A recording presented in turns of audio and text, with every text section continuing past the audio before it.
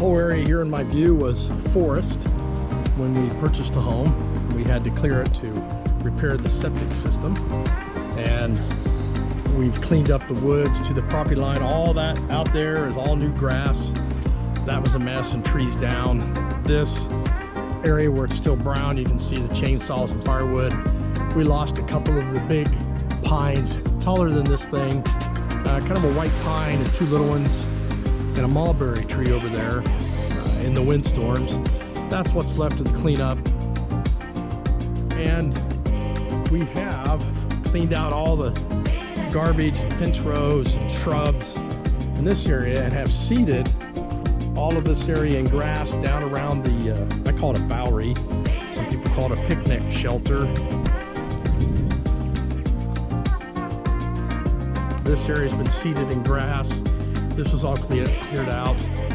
This was wild land when we bought it. And at this point, in the distance of the camera, you can see the excavator down there.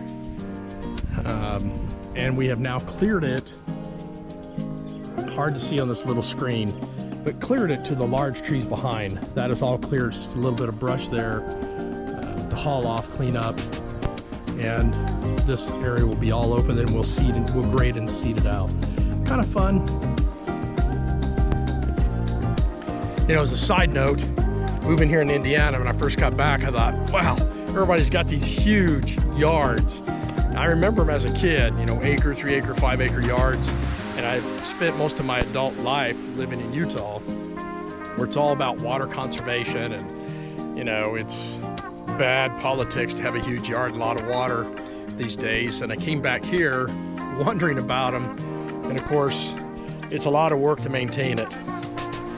After having lived in this house where the land was allowed to go wild for a better part of a year, I look at mowing grass as that's a safety net. If you do not mow grass and keep things short around the house, it will be filled with all kinds of vermin. Yeah, bunny rabbits are cute. Sometimes a raccoon's cute. Chews through your roof. We had them chew through the roof, through the soffit, tear the shingles off. Let's see, we've had squirrels and raccoons and snakes in the house. And then out here, we've had moles, voles, you name it out here. And what I've learned is keeping this mowed in a way keeps all that kind of vermin that you don't want in the house away, because they want to go out in the brush, and that's okay with me. They want to go out in the deeper woods and the brushy areas, and I'm cool with that. I just keep expanding the groomed area around my house. I like it neat and clean.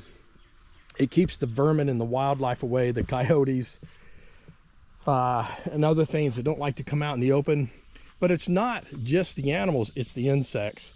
If you allow the debris and the weeds to accumulate here, and your house fills up with insects, you'll have termites and ants, carpenter ants, thousands of varieties. I couldn't even begin to name that we don't have out west. And so keeping things groomed, mowed short, and dry away from the home, not allowing any vegetation, to me, has become more of a necessity than a luxury. It's a big deal keeping, it's a big deal keeping the wildlife and the bugs and everything away from the home. So I view having a large grass area as a necessity now. Of course, I like wildlife, and we'll plant some flowers and things too.